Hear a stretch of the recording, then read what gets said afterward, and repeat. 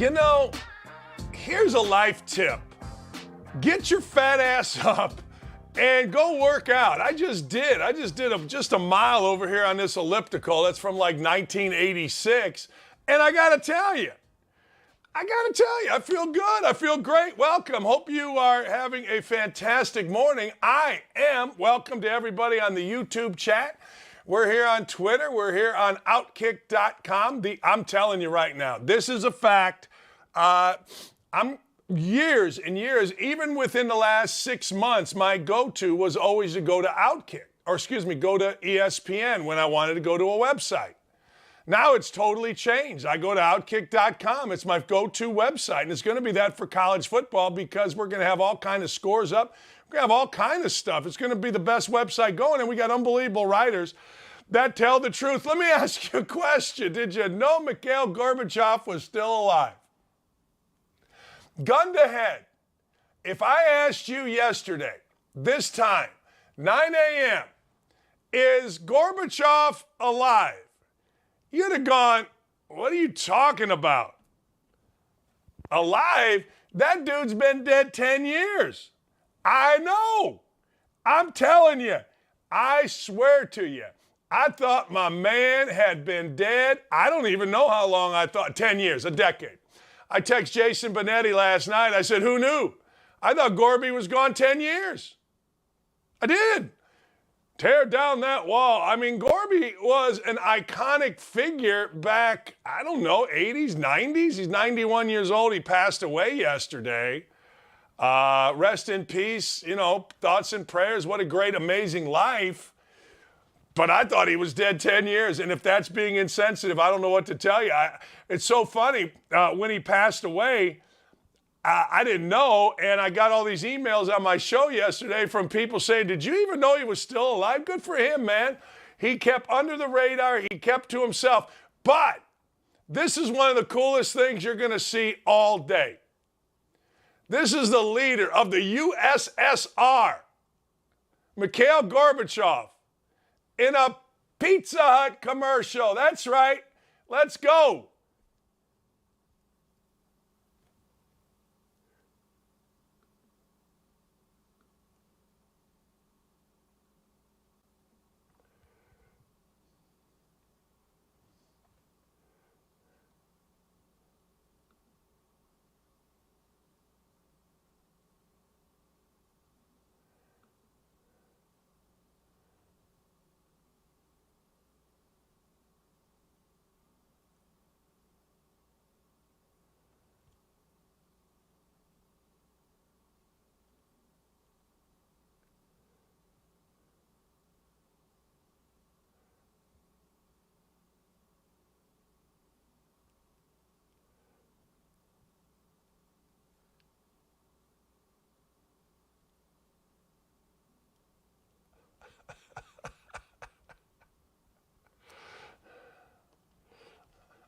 Is that awesome?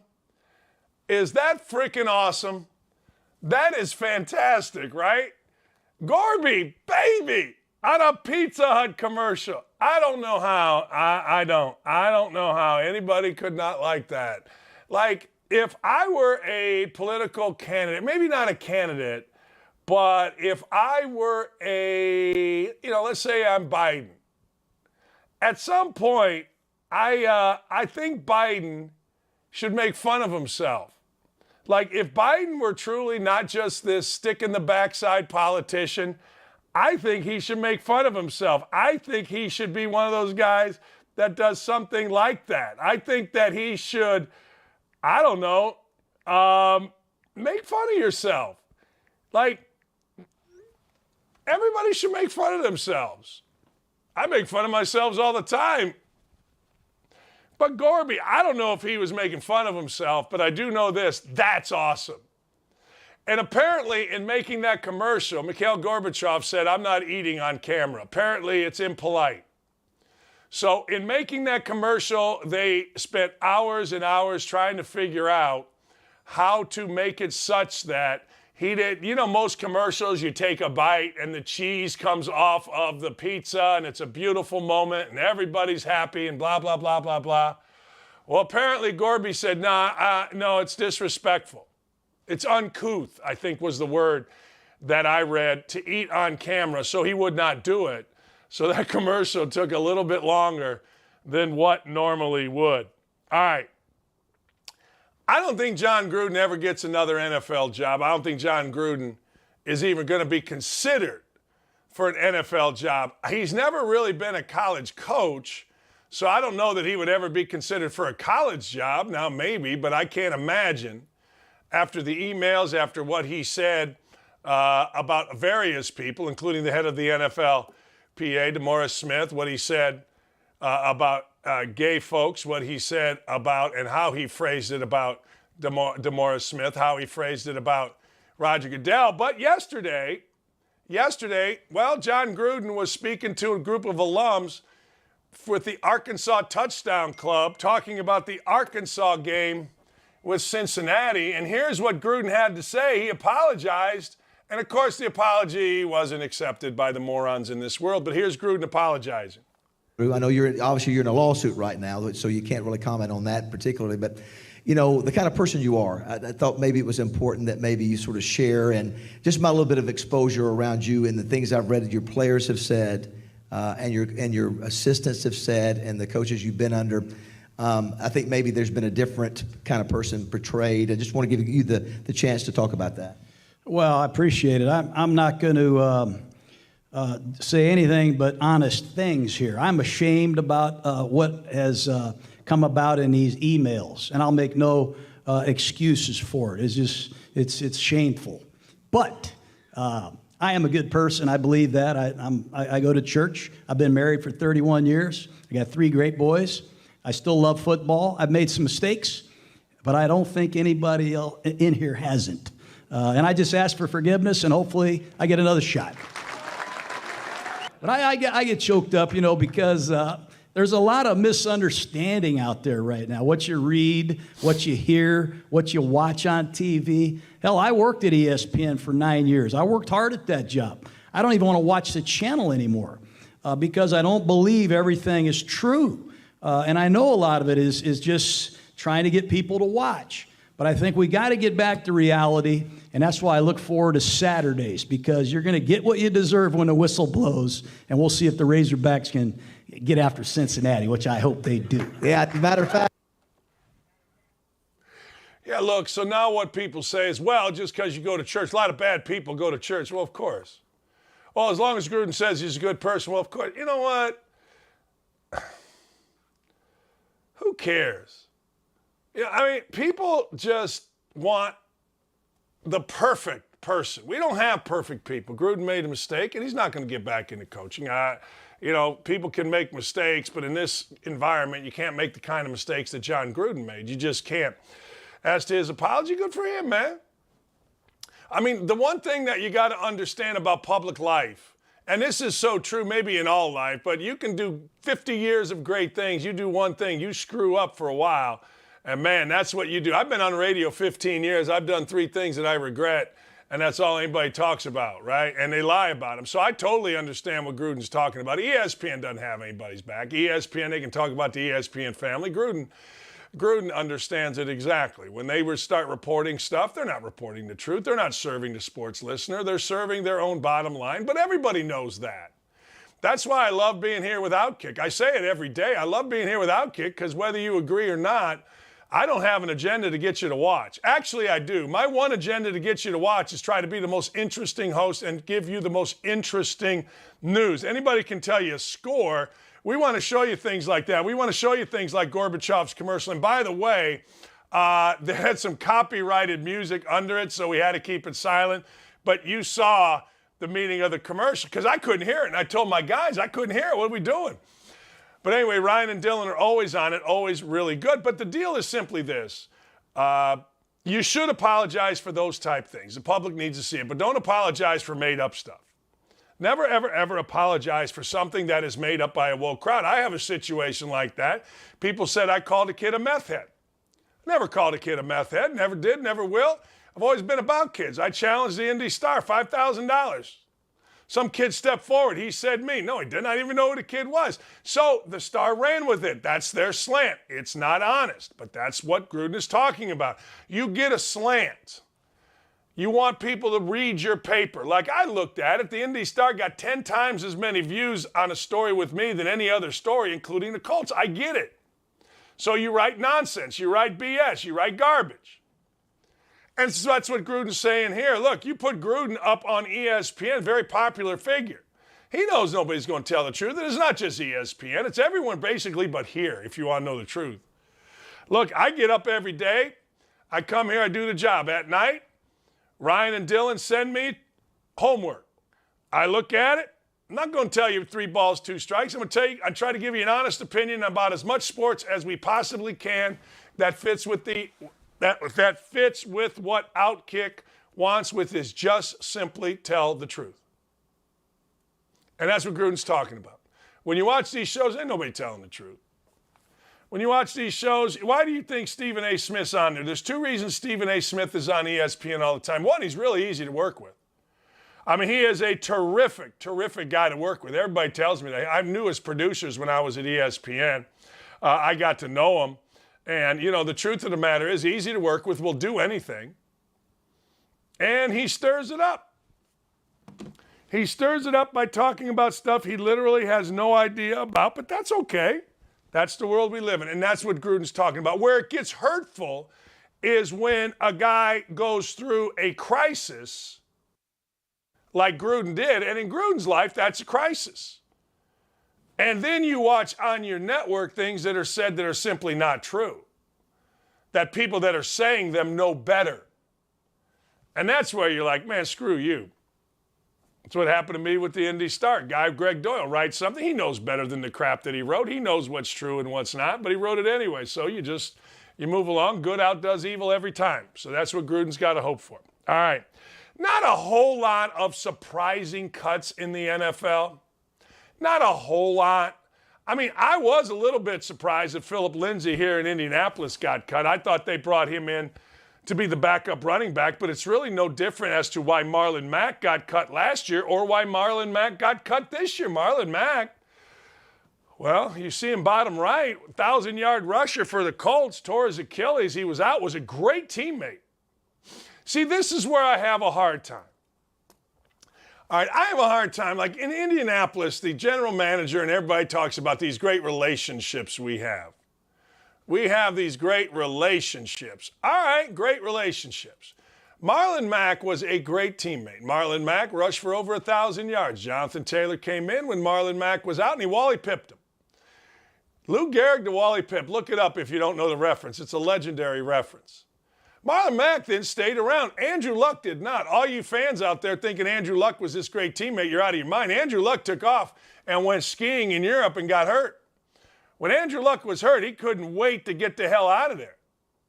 Marlon Mack stayed. And all I heard was great teammate. Oh, what a great teammate. We're all about relationships here in Indiana. Really? Okay. Guess what? Marlon Mack got cut as soon as the Colts could cut him. The second the Colts could cut him. Relationships my backside. This is a business. You try to get players to understand that you're trying to do the best for them, but this is a business. So Mack goes to the Titans, and guess what? Titans, word on the street, cutting some pretty good people.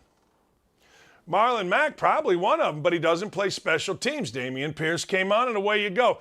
The confusing one for me, because I thought the dude was going to be a star, is O.J. Howard. O.J. Howard, there's something there because he, coming out of college, was it, man. Big, strong, athletic. Got cut by the Bills. Kellen Mond, I never thought he was that good. Jacob Eason and Kellen Mond both got cut. Both were kind of like, man, they got a lot of talent. We'll take a flyer. For whatever the reason, neither of them did anything. Hell, the idiots in Indianapolis actually wanted Jacob Eason to start at one point last year, our dumbass media. Well, guess what? He got cut, and Kellen Mond got cut. Vikings had him. Vikings drafted him. New regime comes in, a regime that is fresh, holding people accountable, looking at talent level. And guess what? Mond is gone. It's an interesting deal. Now, Alex Leatherwood in the middle. I got to talk about him for a minute. See number 70 right there, bottom middle? Man, I love that dude coming out of Alabama. And I'll tell you why. Yeah, it had to do with football. Everybody said he was great, first-team All-American, that kind of thing. But then I heard him interviewed after Alabama won the national championship. And I fell in love with the dude. I thought, man, this dude's awesome. What a fun guy to be around. You know what I mean? Like, what a smart guy. What an engaged guy. What a teammate. I thought, all right, I'm going to pay attention to this guy. Well, I did. And it wasn't great. He immediately became a starter. He immediately got his brains beat out. This preseason, it was like, man, you couldn't open up anything on the NFL, particularly the Las Vegas Raiders, and not read how Alex Leatherwood got his brains beat out by somebody. I feel bad for the kid.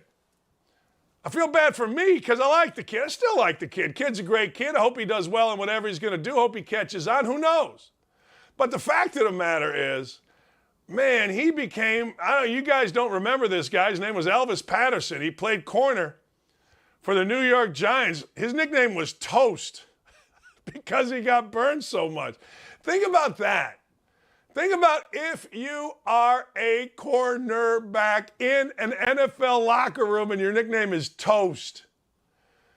Guys that are offensive linemen sometimes get the nickname Turnstile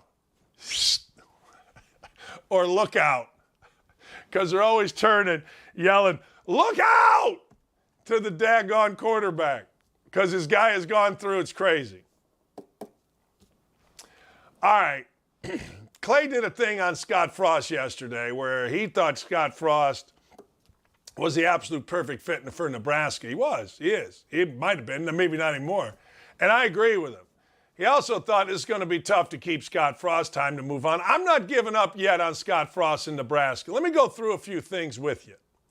And now you can tell me I'm crazy, but I understand in college football and NFL football, we all brag about overreaction Monday, right? And sometimes overreaction Monday becomes years. Here's where Nebraska ultimately is going to have to make a decision. I have a tendency to look beyond my nose. Nebraska's going to have to make this decision. Let me go through it. Nebraska's 0-1. They got North Dakota. They'll win. Georgia Southern. They'll win. Oklahoma. You guys love Brent Venables. Good for you. I'm not sure on Brent Venables. Let's say, for the sake of argument, Oklahoma at Nebraska, they step up because the margin of error for Nebraska has been this. Give me that win. Give me that win. See, there are certain wins that you absolutely have to have. You can't mess around. One of them is North Dakota. One of them is Georgia Southern. Fine. And there's some others in Nebraska's slate here. Oklahoma becomes the next. Win and people are off my backside. It's a big-time rivalry going back to the Big Eight. Win and people are off my backside until what? Until the next loss. Let's go through it. Then Indiana comes in. Let's say they beat Oklahoma 4-1 with Indiana. They go to Rutgers 5-1. They go to Purdue. Let's say they lose that 5-2. Let's say they, that way even if they get a split with Oklahoma and Purdue, they're still 5-2. Illinois comes in 6-2. Now these are games, Illinois and Minnesota, that you have to win, or your season's screwed and you're going to be out. But they're both at home. It's a break back-to-back. You got a chance to be 7-2 after you beat Minnesota. 7-3 because you're going to lose to Michigan. And then you split. You got Wisconsin and Iowa.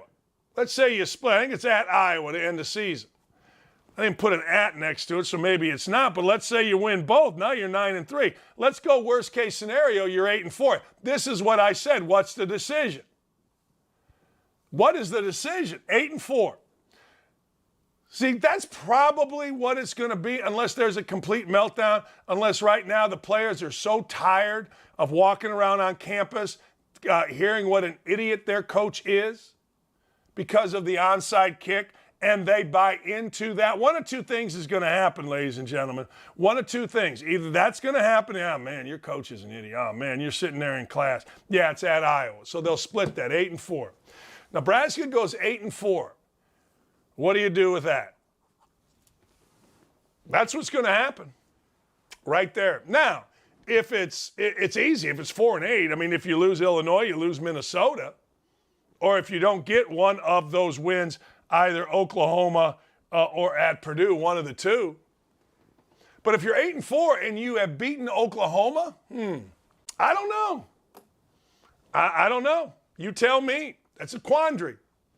I'm not saying Scott Woods is, he's not Urban Meyer, but I'm not as totally down as a lot of you are. 8-4. You go 9-3, I think you got to keep him. Isn't there such a difference between 8-4 and 9-3? Something just look better, right? 7-2, 7-3. Man, does that look different, 7-2. It just does. So I'm not ready. I'm not ready to panic on Nebraska just yet. I'm not saying they're out of the woods, but I just gave you something where Nebraska would have to figure it out. Do you want to keep an 8-4 coach? You know when you don't want to keep an 8-4 coach? When Urban Meyer makes a phone call and says, hey, look, I'm interested in your job. That's not going to happen. But that's when you don't give a crap about 8-4. You're like, hey, we're out of here. Let's go, Urban.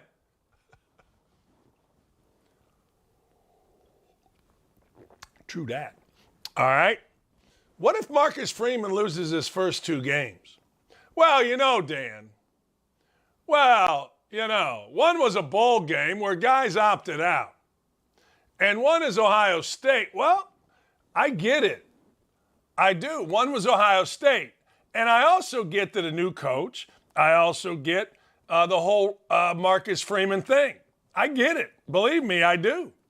Great dude.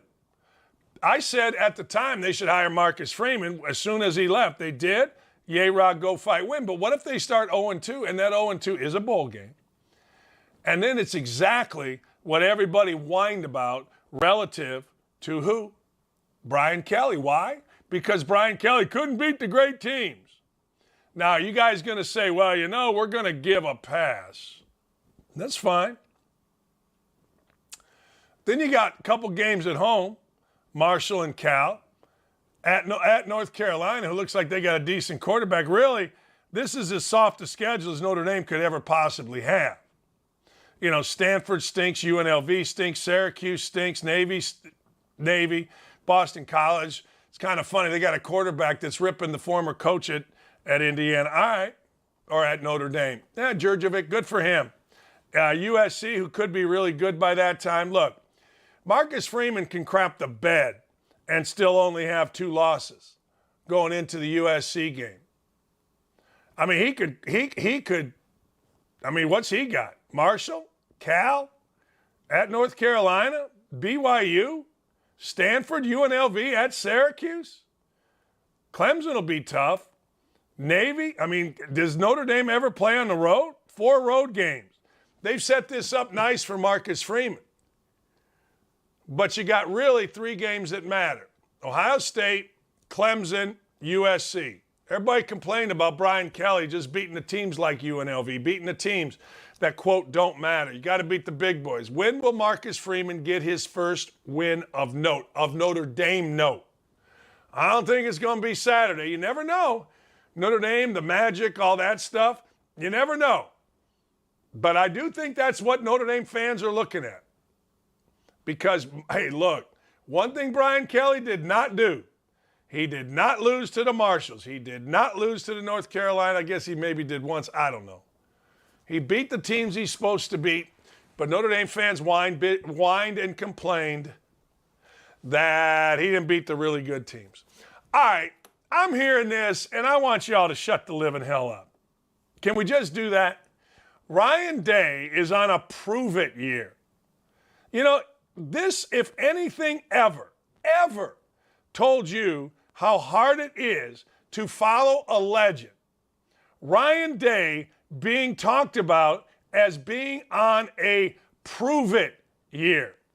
The man is, let me look at it, 34-4.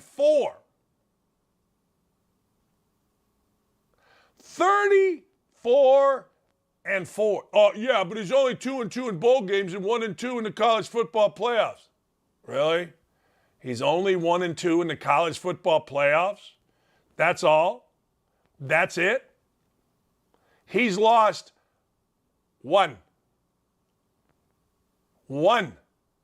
Big Ten game. 23-1.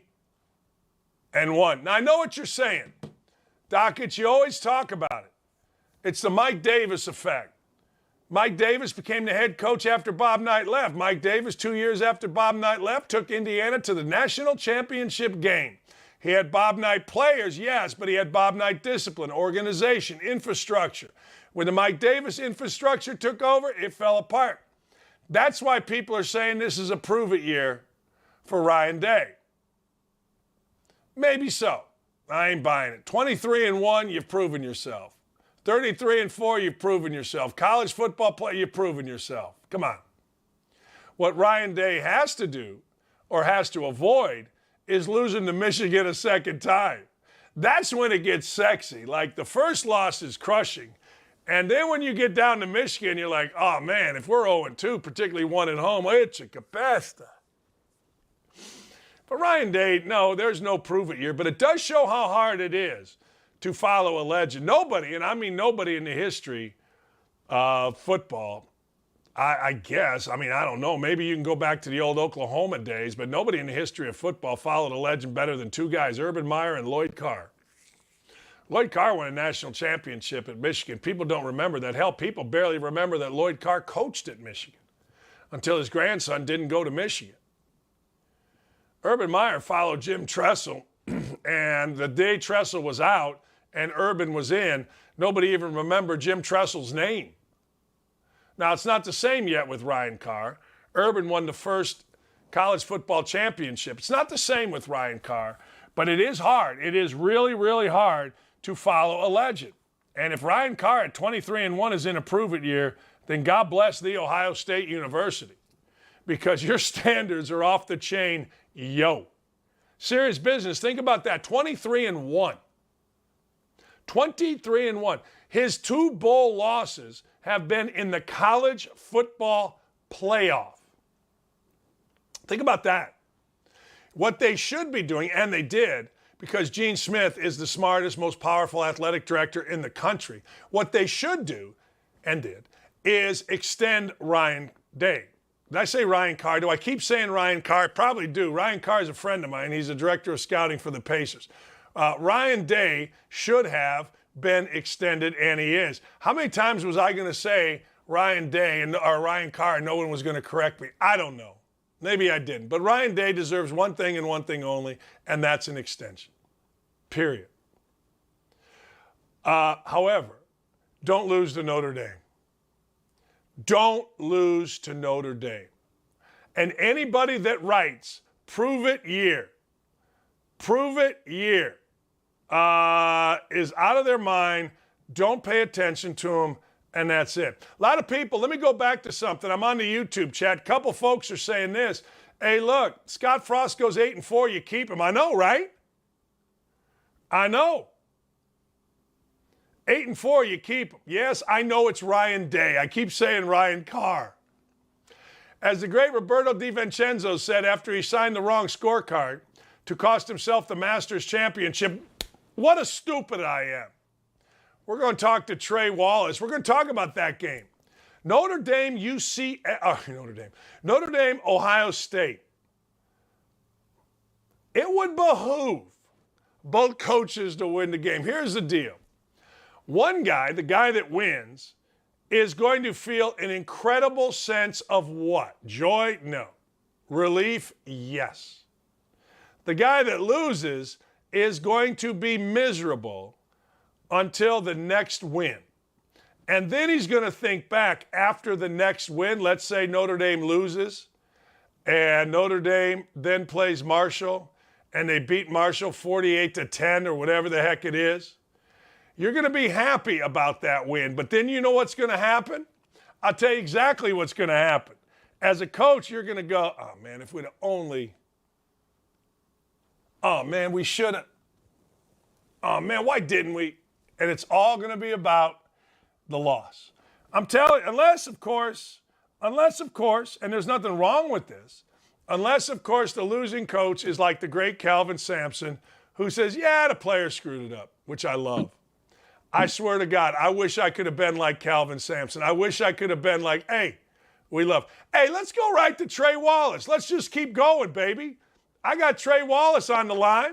We might as well keep going. Do we need to take a break, Ryan? Dylan? Let's just keep it rocking and rolling. What's up, Dan? The man is here. Hi, Trey Wallace. How you doing, buddy? I'm doing great. Hey, I got to ask you a question. Does Notre Dame stand a chance in the horseshoe? Man, I really like the 17.5 points they're getting right now. I mean, you look at it and it kind of feels like what we're getting in Atlanta with like Oregon and Georgia. Oregon and Georgia and Atlanta, where it's just you look at the points and you're kind of stunned by it. But I think Marcus Freeman can do enough and has done enough in the offseason with his defense. Maybe they can figure out a way to keep this thing close. And if your offense comes back and, Ohio State kind of scares me a little bit in the secondary. Can Marcus Freeman get the ball down the field? What does the offensive line look like? I think that's big for me.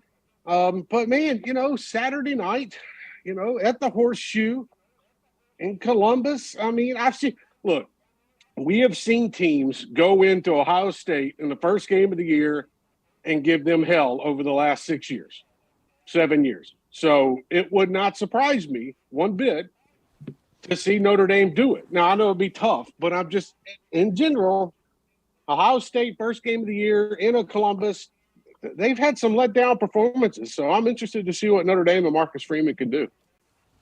I mean, we've seen Oklahoma. We saw Baker Mayfield spike the flag right there in the damn in the middle of the horseshoe. Yeah, we saw Virginia Tech beat Ohio State a few years ago when Urban was on his run. I do want to get into what you talked about. Dan Lanning taking on his old team. Georgia reloading, lost a ton. Is it a matter of just simply, we lost a ton on Georgia, but the backups are so damn good, it don't matter? Look, Georgia's got some work to do when it comes to, this is not going to be the Georgia defense that you saw last season. Now, they do have some key parts coming back for them. When you have Beal at linebacker, you got Nolan Smith as well. There's familiar names with this team. And on offense, look, Stetson Bennett's back, so they've got Brock Bowers at tight end. I feel like this Georgia team is going to need a few weeks to be a dominant football team. I think it's going to take some time, get some live reps for these players, be able to, manufacture that on the field, hitting somebody else besides hitting each other. But I look at this game, and we know the quarterback for Oregon. It's most likely going to be Bo Nix, who, by the way, was the former Auburn quarterback, who is 0-3 against Georgia. So he's familiar with what the Georgia defense does. He might not have had much success, but he's at least familiar.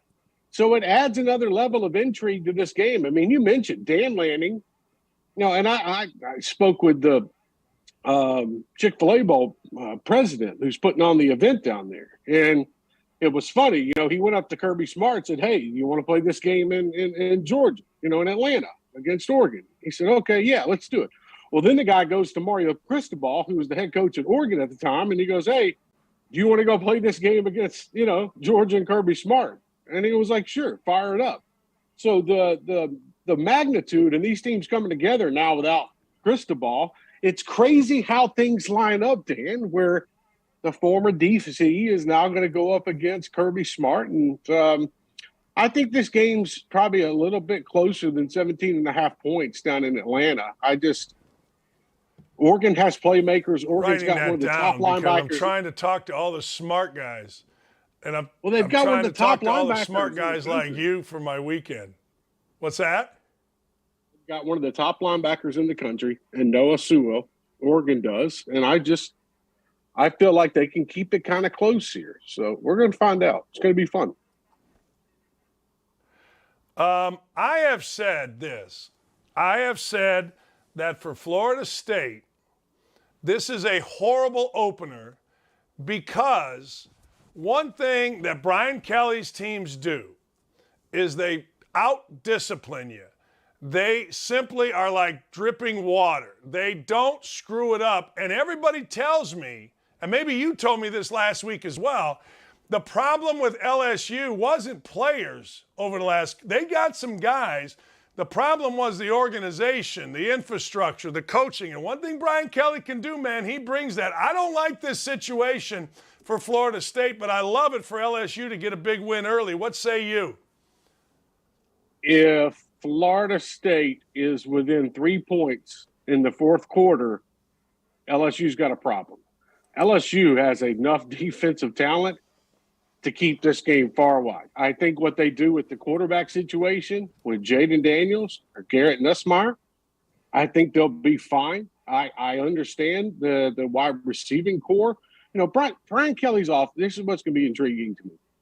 Brian Kelly's offensive philosophy and how they play this football game. And are you going to see a lot of, let's just say, like the Joe Burrow era at LSU, where you're throwing the ball down the field a lot? You're trying to mix it up with some, 5-10 yard outs, pound the football.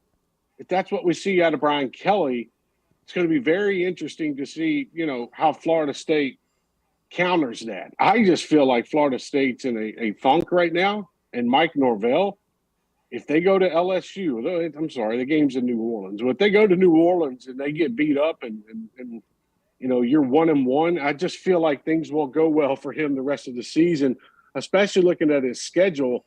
But this is a matchup LSU, in my opinion, should win. Now, you lose this first game to Florida State. You let Florida State beat you in the Superdome with 60,000 LSU fans there to open the season. It's going to look kind of bleak for the first year. I hope people realize this is a process to build them back up. Because, Dan, it was not the players. And I've said this before, and I'll keep saying it again. I don't think it was fully about the players. It was about the culture that they were trying to play under with Ed Orgeron. And I think that's what held them back. And we're going to find out real quick come Sunday night, which is great. It's a Sunday night game. It's not a Saturday. We can push it back to Sunday night, and it should be interesting down there in New Orleans. Hey, how about Vanderbilt? How about those Commodores? I mean, are they – look, I know Hawaii's not great. June Jones isn't there, but still they went to Hawaii, dropped 63. I don't know. The SEC pay attention to that? Let's go, wait a second here. What's going on here? When they got past the 24, 21 point mark, I was like, okay, this is interesting. This Vanderbilt team is about to put up a lot of points. And even then I was like, okay, how did they screw it up? And it's not being mean to Vanderbilt, but we've seen times in the past, where they screw things up. But then it's 12:30 at night, and Vanderbilt's up by 35 points over Hawaii. And I'm like, okay, well, this isn't the same type of squad that I've seen in the past. They cover the spread and more so. And it's going to be the most points scored by a Vanderbilt team. Oh, I don't know. They play Elon this weekend, so maybe, they can outdo that. But look, I thought it was kind of cool. They beat up on a Hawaii team that's really bad, Dan, but I still think it was kind of cool for Clark Lee, for him to get a win like that, for them to just finally put their foot on somebody's throat and twist it. And you haven't seen Vanderbilt do that in a while. So good for them. The rest of the SEC schedule is going to be tough, but good for them. Right. I mean, look, had they won 21-20 or something like that, you'd be like, yeah, but hey, wait a second here, 63. I think Florida, Utah, what are you seeing here, big boy? Florida, Utah, that's a good one early. I'm excited for that one. You know what?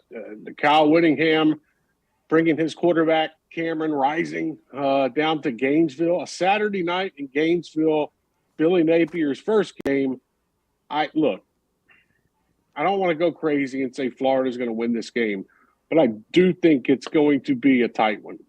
I think the line is kind of sitting pretty with this one, with Utah minus 2.5. I think that you look at Florida, I understand they're going to be relying on Anthony Richardson in this game. The defense, the Florida has pieces on defense, but my biggest thing is depth.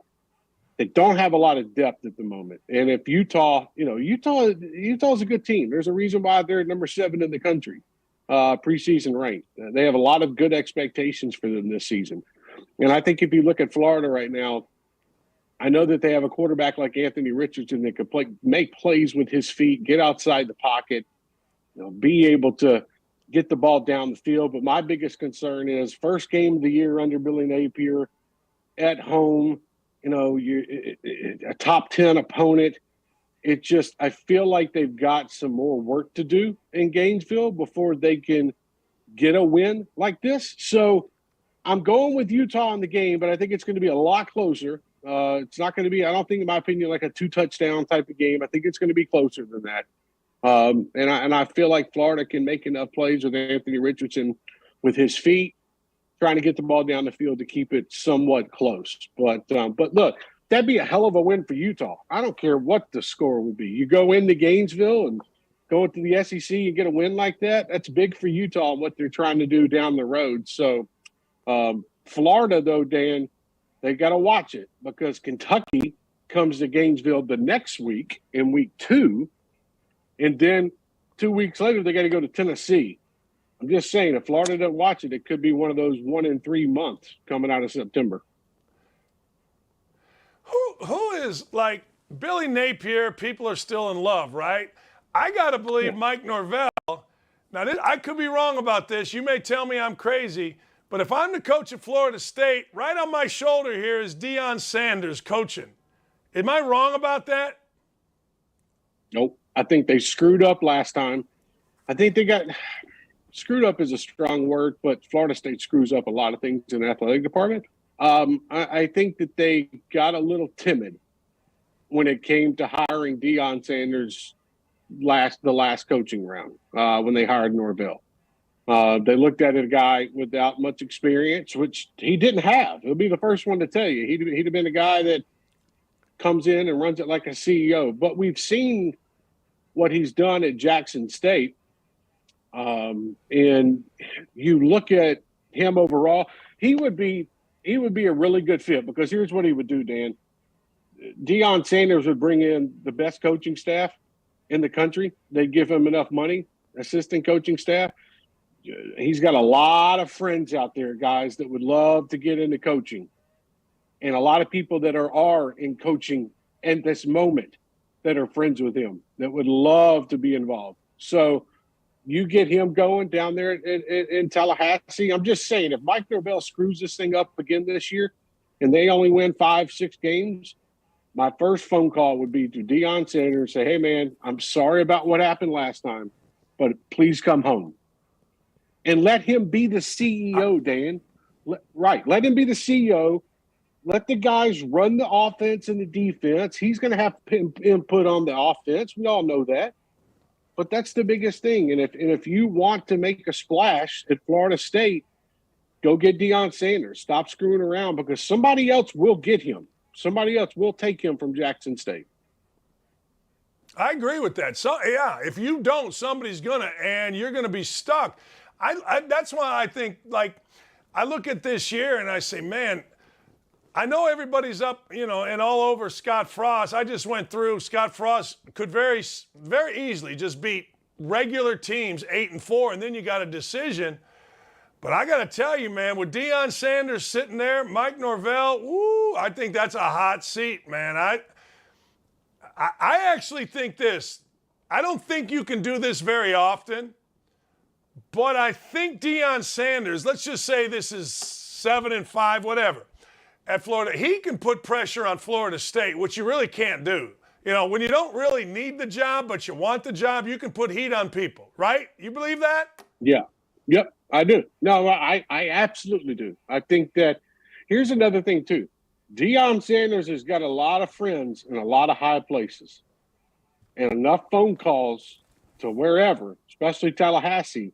And the biggest thing, too, it's all about fundraising. It's all about raising money nowadays as well. I mean, think about what he could do when it comes to fundraising at Florida State.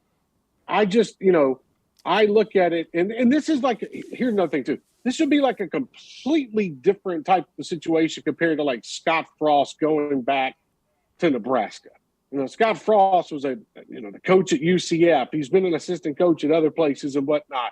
I feel like this would be completely different because Deion wouldn't act like Scott Frost, where Scott Frost wants his hands in every single thing. That's what screwed him up in Nebraska.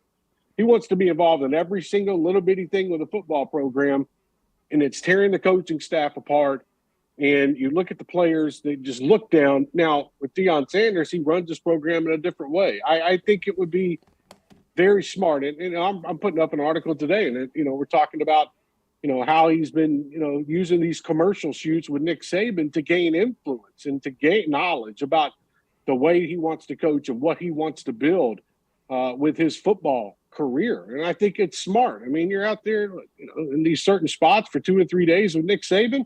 I take every minute of it to pick his brain and that's how you build relationships in this industry. So it's smart. We're about to find out real quick, I think, over the next 2 months, the direction of what Florida State's going to do heading into 23. Hey, before I let you go, what are we to expect? Like, my answer, being totally removed from it, is Jimbo Fisher should have a team that comes down to the last week to go to the college football playoff. Is that realistic? It seems like that's what Texas A&M should be about. He better. I'm tired of the excuses with Texas A&M. And no offense, no offense to him. I got some friends that work down there, and but this is the 5th year. You've got your quarterback. You've gone with Haynes King, the guy you went with last year. You've got an offensive line. You got enough of the excuses, man. This is not a football team that should be losing 4 games in a season. This is not a football team that should beat Alabama then lose to Mississippi State. And I know about the COVID year and blah, blah, blah, where they were, 5th in the country and they had a shot at the end. Okay, that's fine. But that whole year was screwed up. And then you come back, you lose 4 games last year. Now this year, your first big test is going to come week 4 against Arkansas. But your 4th, 5th biggest test of the season is actually going to come week 3 when Miami comes to College Station. And I just feel like this is a football team that needs to be in the top 10 for most of the season. They don't need to drop out. They've got enough talent. And at the end of the year, if we're sitting here and Jimbo Fisher is playing in the Citrus Bowl against some Big Ten team and he's got 3 to 4 losses to his name, people are going to look at it as a huge disappointment, and they should. This football team, it's like I said the other day to somebody, Dan, it's time for Texas A&M to be fighting for a spot in Atlanta in the playoffs and stop worrying about losing games to people like Kentucky or Mississippi State or whatnot. Jimbo Fisher gets paid $9 million a year for a reason. Start proving it. Last thing, what are expectations for Lane Kiffin? I think, duplicating what they did last year, Dan, is going to be very difficult. I mean, 10 wins, going to a Sugar Bowl, doing that in back-to-back years at Ole Miss could be tough. But I think, look, they've got playmakers on offense. I love Zach Evans on offense. I think he could be one of the most versatile running backs in the SEC this year. They're going to make a decision at quarterback between USC transfer Jackson Dart or Luke Altmaier. And this is a football team that could win 8 games. And if they upset a team or two, maybe get to 9. But, making it to the Sugar Bowl and whatnot, I think that was last year. But I think Lane Kiffin will continue to build, and they'll be okay. But, they're going to beat somebody this year, Dan, that they're not supposed to beat. I'm curious to see which team that's going to be. So they'll be fun to watch. I tell you that. And Lane Kiffin will be up to his usual antics on the sideline. But this should be a fun year. Last thing. All good. Jim Harbaugh went biblical. He said he went Solomon. Now, I say this, Trey. He said it's biblical how he chose. It's wisdom. It's the wisdom of Solomon. Solomon had 700 wives and 300 concubines. That ain't wisdom. That's stupid. Why are we listening to Solomon to make our quarterback choices, Trey? What are we doing? Look, I did not expect to go all biblical on the Dan Dockett show on a Wednesday morning, but I will say that Jim Harbaugh coming out and saying that he's got a plan to play 2 guys over 2 weeks tells me one thing. He don't have a damn clue who the quarterback's going to be at Michigan this year. He doesn't have a clue. So good luck. Good luck. Here's your 2 games to decide. That's fine. Go at it. Have at it. You don't have a clue. So we'll see how it plays out. It is interesting, though. I do like Harbaugh because you know this. You go to press conferences. Most guys on game week, they wear their ties and they say, it's game week, blah, blah, blah. I would imagine if you covered Harbaugh every week, you're kind of like looking forward to it because at least you know it's going to be something kind of interesting, no? Or he's going to say something, right. He's going to say something off the wall. So, yeah, I mean, always have your microphone or your recorder or whatever you use, have it going when Harbaugh's speaking because I promise you he's going to say something that's going to blow your mind.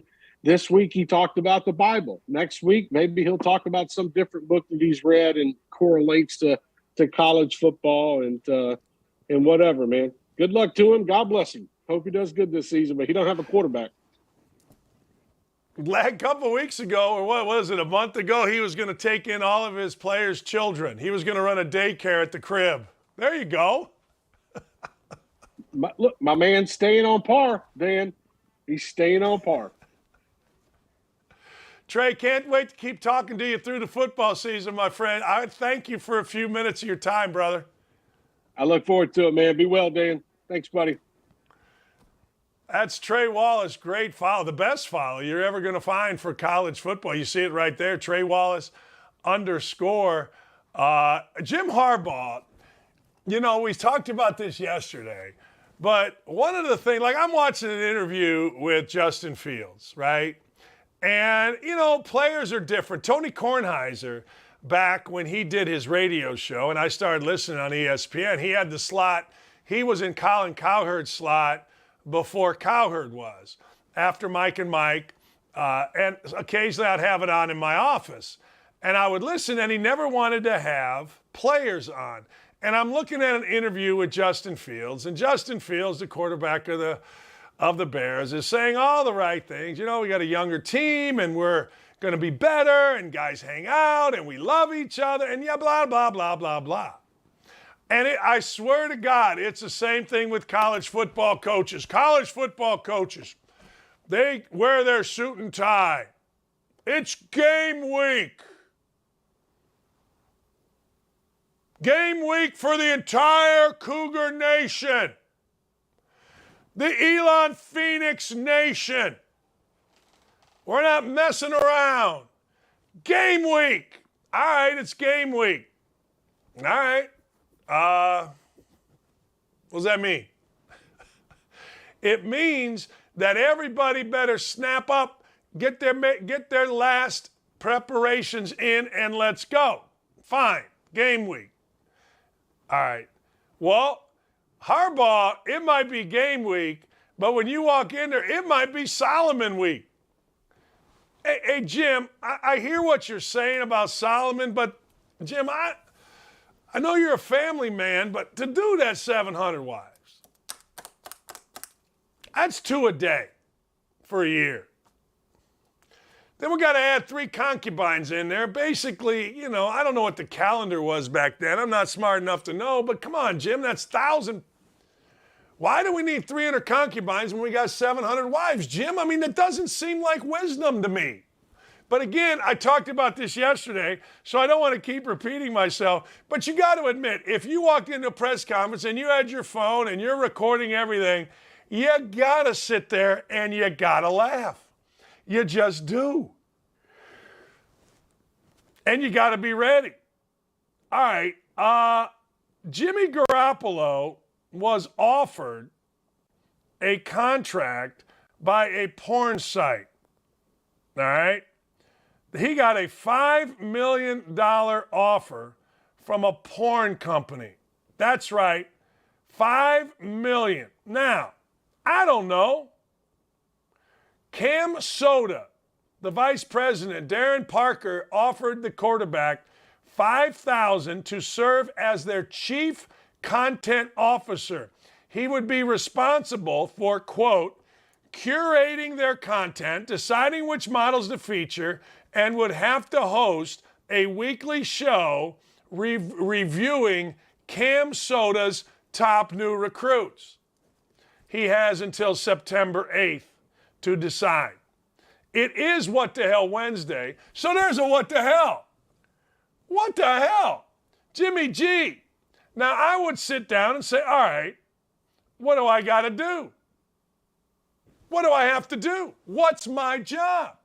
I understand what the job says, but what's my job? How long is this show? Do I have to quit football? Do I have to sample the merchandise? If I'm Jimmy G, look, I've never been porn guy. I don't want to be porn guy. I never want to be porn guy. I can't be porn guy. It's not in my DNA. I think porn guy is in their DNA. I had a friend that literally couldn't go 2 days without sniffing around trying to have sex somewhere. And I'm like, man, let's go to a ball game. Nah, I got this girl I'm seeing. You're not seeing her? Porn guy is a unique breed. I know that Jimmy G did date a porn star, apparently, when he first got there. But that doesn't mean Jimmy G's porn guy. That just means maybe he was out wanting to have an interesting date. Maybe it means that Jimmy G was just, I don't know, chilling. I don't even know if he's asked to be an adult movie star. I don't know what he's asked to be. But whatever the hell he's asked to be, go do it, Jimmy G. You be you, baby. You be you. Damn. What the Hell Wednesday? I got some good stuff. Go tell your friends right now. You guys on the YouTube chat. Hey, El Presidente, we used your What the Hell Wednesday. I got some Biden. I got crazy stuff like what are the Cowboys doing at quarterback? I got an emotional support animal that you're not going to believe, Lee. You won't believe it. And then, of course, Ryan Burr joins the show coming up as the LIV Tour. Well, guess what, ladies and gentlemen? The LIV Tour is not slowing down, Lee. I see you eyeballing. What's going on over here? Got a mess. May have to have the good folks come out. But anyway, we got that. We got a lot going on here. Jimmy G, adult film star. If they offered me $5 million, Lee, my wife is over here, to be the content director, to do a daily show, or not a daily show, a weekly show about the new recruits for Cam Soda's porn industry, and I was responsible for picking the gals, would you say okay? I don't know. I don't know if we'd be married. Come here. No, I can't. You can't come into. You don't know if we'd be married? I don't know if we'd ever. $5 million. Is it worth it? That's the question. I don't know. Is it worth it? Jimmy G's making $6.5. That'd be a nice $11 million deal. It'd be worth it for me to do. I think $5 million at this stage of my life. We do it for 2 weeks, 2 years, a year. We're done. Goodbye. You're by yourself with a whole bunch of money. My wife just said, by yourself with a. No, you don't have to sample the goods. You're just evaluating. You're recruiting. I'll bring you in. You know. Don't do it, Jimmy G. Don't do it. All right. You're going to like this What the Hell Wednesday, I promise you. What the hell? We got a lot of what the hells going on. Keep it right here. Hey, Lee, retweet our show, will you? We'll be right back. Hey, it's Hutton from Outkick 360. If you couldn't catch the show yesterday, here's what you missed. If they cut him, they don't owe him anything, right? No, non-guaranteed. Garoppolo. Garoppolo I'm talking about. Like, I don't know why you keep him around. It's going to end up like, I know how the story ends. He's going to come off the bench and help them win a game. But if you believe that, you don't treat him the way they treated him this offseason. Well, I think both sides expected the circumstances to be a lot different by the end of August than they were. And so then you revisit it. This is the college Baker coming out here with the comments. We've got the quote. He has a strong message for former teammates. Cynthia Freeland on Around the NFL podcast said, Baker said, quote, I'm going to F them up, talking about his former team. This sounds like Oklahoma Sooners Baker Mayfield to me. Planting the flag at the 50-yard line type guy. I'm intrigued to watch this guy play week 1. Panthers, Browns just went up a notch based on the trade itself, but knowing that he was kicked to the curb and knowing that Cleveland's paying $10 million of his salary this year.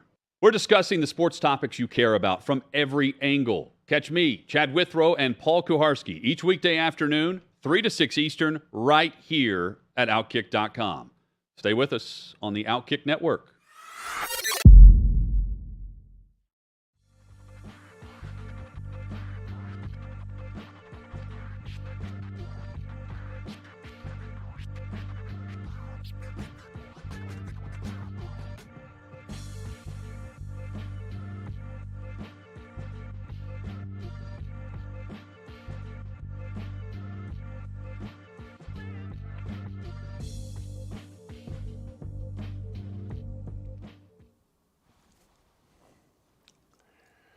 It's Wednesday, ladies and gentlemen, and that means what the hell Wednesday. So one of the staples on our YouTube chat is the great Sean Black. Sean Black, El Presidente of the YouTube chat, sent me this video. You guys got to see this. A band leader coming out at halftime was so blanked off that he started yelling at the referee. See him right there on the left? He's yelling at the referee.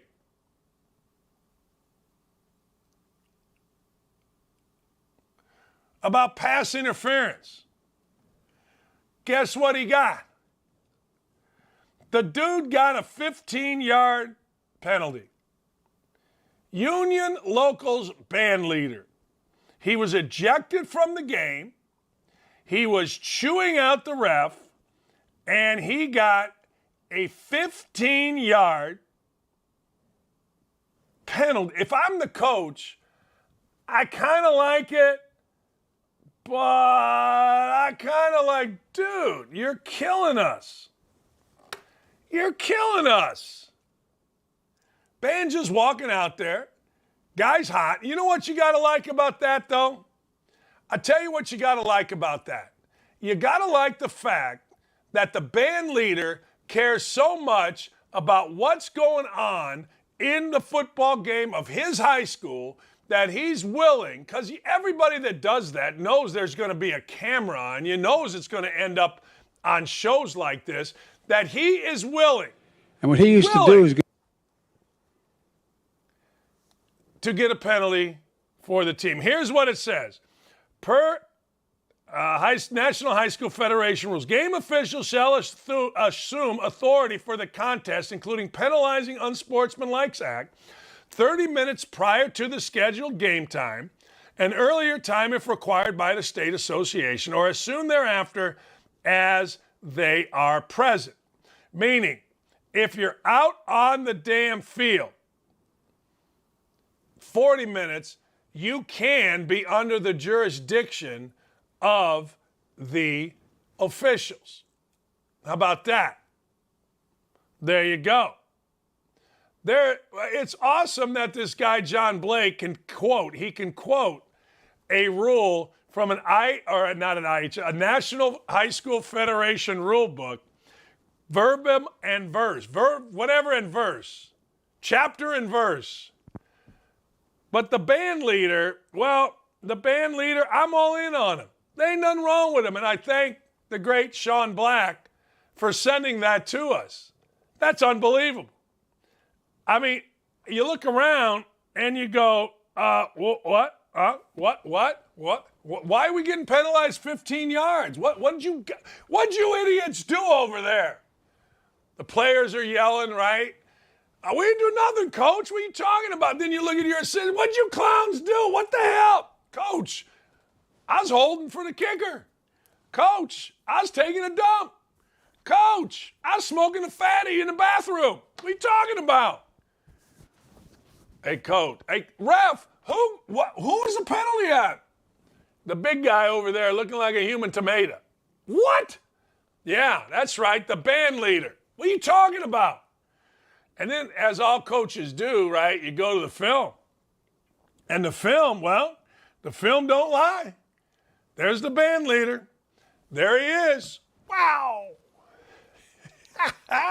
Is that great? Good for him. All right, Joltin' Joe Biden used to be a basketball player. Joltin' Joe Biden, corn pop. You know Joltin' Joe Biden? Well, do you know Joltin' Joe used to go to the tough side of town where he was the only white guy? What's wrong with white people? White people, I'm going to make a plea to you. Can you stop thinking that it enhances your cred, saying, I was the only white guy they let play? I was a lifeguard. I was the only white guy on the east side. Let's hear from Joltin' Joe Biden real quick here. For a quick, what the hell you do, Joltin' Joe? Attorney General of the state of Delaware. And what he used to do is go down to the east side, what's called the bucket, highest crime rate in the country. There's a place where I was the only white guy that worked as a lifeguard down in that area, the east side. And you know you can always tell where the best basketball in the state is and the best basketball in the city is. It's where everybody shows up. Attorney General. Hey, I got a black friend.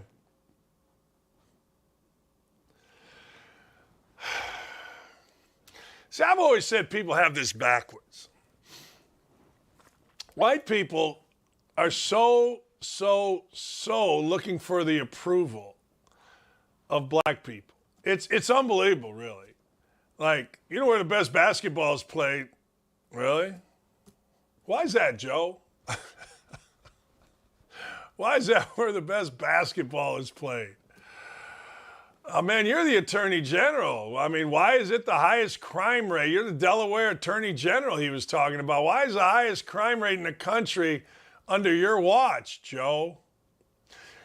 Look, I'm a white person. I played basketball. I grew up in Gary, Indiana. First game we ever played, we beat Gary Roosevelt. I'm screaming, man. I ain't trying to be cool.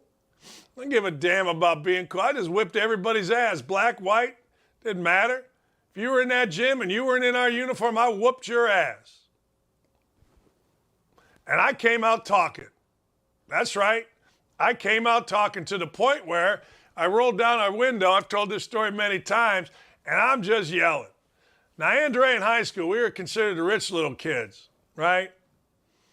We were. I mean, it was a Catholic school in Gary. It used to be Gary, Andre, and then they changed it, right? I'm going to be Joe Biden here. But Jimmy Bullock, who was a kid who should have gone to Roosevelt, but he went to Andre and he played at Purdue. He dropped about 20. I dropped about 30. Next thing you know, we're talking. I'm yapping. I don't give a damn if you're white, black, green, or purple. If you were not in an Andrean uniform, we kicked the living heck out of you. And all of a sudden, here it came. Boom! On the side of the daggone school bus. You know how loud a tire iron is against the side of a school bus? My coach went nuts. Jimmy B and I just laughed. Give a damn. Oh, man, the best basketball. Best basketball where I was played, Gary, Indiana, was wherever the hell we were. If Bullock and I or Ronaldo Thomas, if we showed up, it was the best basketball. That's why I always treat people the same. White dudes are great. You know, man, when I was a kid, I was the only white guy allowed to go play basketball. Really? God, I look at you so differently now. Oh, man, I got to tell you, I think the world is funny. I do. I think the world is really funny. It is. It's funny.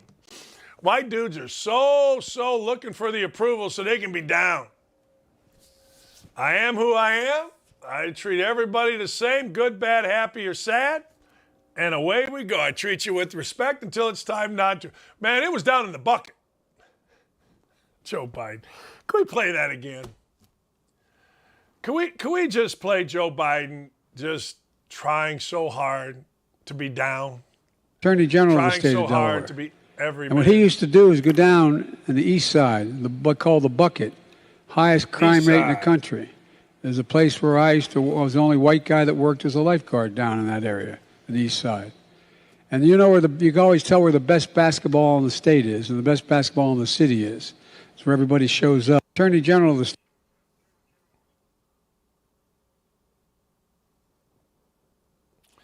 That dude said more racist things than any white dude elected to office in the history of the country since 2000. Let's go that route. Because Strom Thurmond and some of those other idiots, you're never going to touch them. But that guy has been the most racist president, the most racist senator. The things that he says are so idiotic. And he's gotten to a point because of a liberal media that he can say whatever the hell he wants and no one's even going to question it except shows like ours. Here's one thing, white people. Let me just help you. He started doing that, and then he caught himself. I guarantee you Joe Biden's entire life, he's changed the way he talks when he talks to black folks. I guarantee he started saying, East Side. I had to tell all kind of different people, look, man, you don't have to change the way you talk when you're interviewing a black player or a black general manager. Just talk. Be a human being. Just talk. White dudes so want to change the way they talk, man. How you doing, man? Oh, man. That's a what the hell. Joe Biden is the gift that keeps on giving. Yesterday, Sniffin' Joe was walking outside in public with a mask on. He got in the plane and took it off. 84 million votes. 84 million. I said it. 84 million. All right. This always kills me. This is the way the world works. Yeah, Biden has a way with words. Donovan Mitchell is not jazzed about Utah anymore, ladies and gentlemen. What are you talking about, Double Dizzle? Well, let me tell you. Donovan Mitchell has done what all big-time adults do. Donovan Mitchell is not happy. Donovan Mitchell, I'm sure there will be, I don't know, something stupid, maybe something racial, who knows. But Donovan Mitchell has gotten rid of all of his Utah Jazz content on his social media. This is what guys tell me. What guys tell me. They tell me I'm a grown-ass man. Okay. All-star guard Donovan Mitchell removed Utah Jazz from his Twitter bio. Oh, my God. He must be really pissed. Despite being employed by the Salt Lake City-based team and is a blockbuster trade around the corner, is Mitchell headed to the Knicks? Any Woj bombs coming? Oh, my God. Oh, my God. What is he doing? R.J. Barrett just signed for $120 million. Is this a sign that Donovan Mitchell wants out? Is this a sign? This is what grown-ass adults do now. Actually, most guys, they're still in their 20s, so they're kind of kids. At least they're an old fart like me. But this is what we do now. I'm running to my social media. I'll show you. I'm taking off everything. You won't even know. That's how mad I am, Utah Jazz. Doesn't matter that you're paying me $8 bazillion. Doesn't matter. You offended me. My feelings are hurt. Next time a grown-ass man, a.k.a. sports star, talks to you or us or anywhere about him being a grown-ass man, see if he has ever deleted his social media. I'm mad, Utah Jazz. I'm not putting you on my bio anymore. I'll show you, Utah Jazz. We got kids, man. It's kind of funny. Utah is, I don't know, great place, bad place to be. I got no idea. I literally have none. I don't know if it's good, bad, happy, or sad. I just had a really good friend come in for the weekend, lives in Paradise, Utah, and he loves where he lives. And frankly, I've been to his house. I love where he lives. Donovan Mitchell signed a 5-year, $163 million contract. The average salary of it is $32,600,000.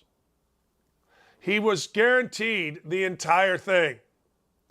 Somehow, somewhere, Donovan Mitchell's little feelings got hurt.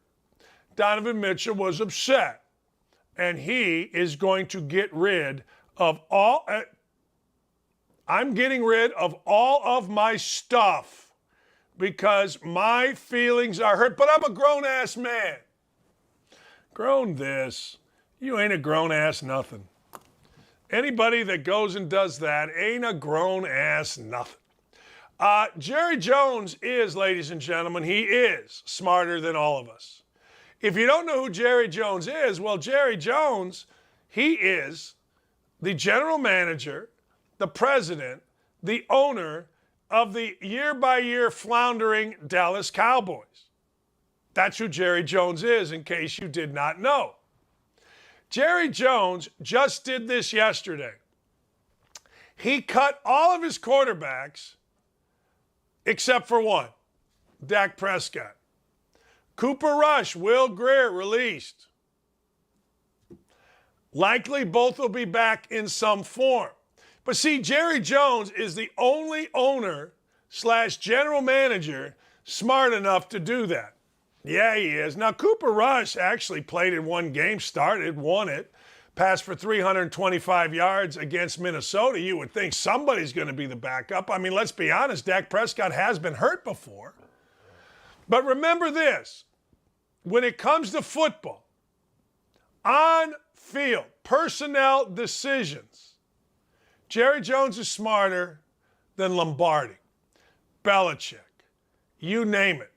Jerry Jones is the only guy smart enough to keep one quarterback. And here's the logic behind it. Look, if you're going to be a guy, if you're going to be a guy like Dak Prescott, and remember, quarterbacks have to run the team. You're going to be the guy.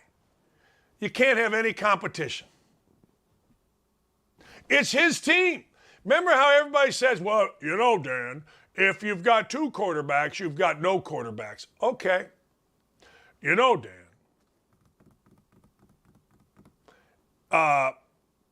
we don't need a quarterback controversy because a quarterback controversy divides these mentally soft-ass football players. Remember, if you have two quarterbacks, somebody's going to side with why is anybody siding with anybody? So you know what Jerry Jones did? He's smarter than you. He's smarter than everybody. He eliminated the middleman. He got rid. It is now officially Dak Prescott's room. It is now officially Dak Prescott's thing. It is now officially Dak Prescott's team. As if it wasn't before. But that's how smart Jerry Jones is. Look, I don't know what Jerry Jones is going to do. Maybe he was hoping Sam Ehlinger of the Colts was going to get released or put on a practice squad, and he was going to pick up Sam Ehlinger. Maybe that's what he hoped. That didn't happen. The Colts kept him. Maybe Kellen Mond, who played at Texas A&M, who just got released from the Minnesota Vikings. Maybe he's hoping he can pick up Kellen Mond. I don't know.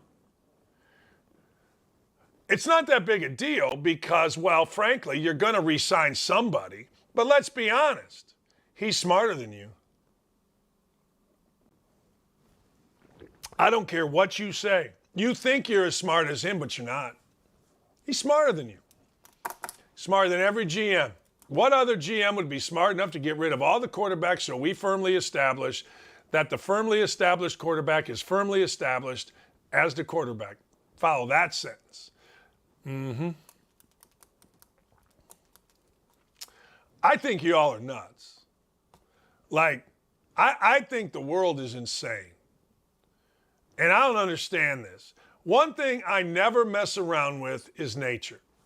The other day we had a storm. I paid attention. I went outside.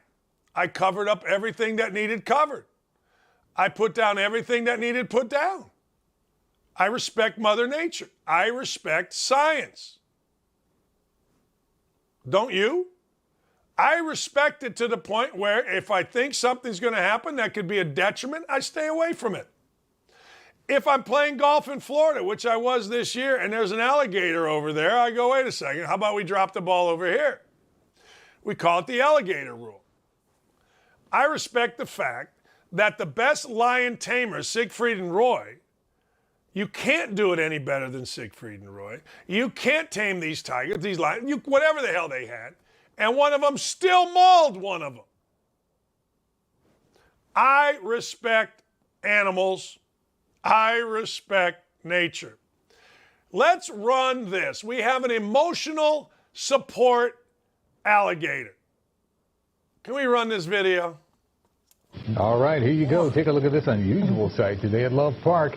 Eyewitnesses spotted this alligator named Wally. Wally, of course, Wally Gator enjoying the water. Oh. Wally is actually an emotional support alligator. And people there tell us he enjoys being petted and hugged. So there you go. Very snuggly. It is. Wally Gator. Very nice. Thank you. You buying that? I mean, are you seriously buying an emotional support alligator? Like, look, I think a lot of us will say, all right, man, I get it. You know, you got an emotional support dog. You know, I've been to different things. ICANN, which is a dog program here, and I was amazed at what dogs could do. I really was. And dogs can help you quit smoking. Dogs can help you do a lot of things. But can I ask you guys, particularly you guys on the YouTube, can I ask you, do you really believe that alligator at some point isn't going to eat that little girl's right leg, eat the ham hock right there in the thigh, take a look and go, you know what, man, food. I mean, I don't know. That's how I look at the world. Maybe I look at it cross-eyed. Maybe I look at it wrong.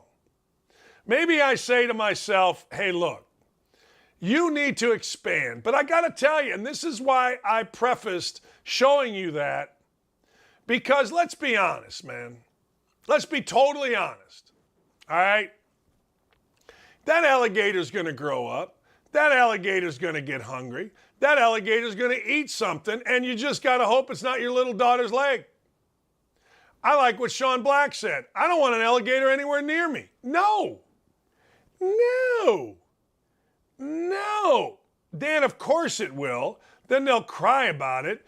Do stupid things, win stupid prizes. That's from Spice Rack.